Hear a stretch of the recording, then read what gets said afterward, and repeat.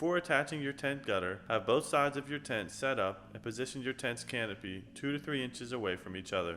Now, start by connecting one side of the gutter to the bottom of the valance using the hook and loop fastener.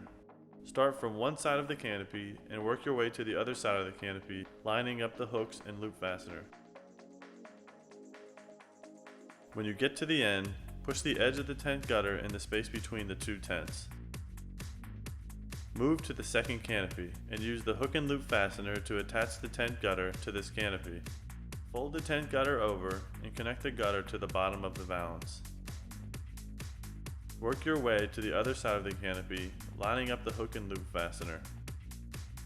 When you get to the end, smooth out the tent gutter as needed and adjust the ends to allow any water to run smoothly away from the tent. Your tent gutter is now set up and ready to keep rain off your customers.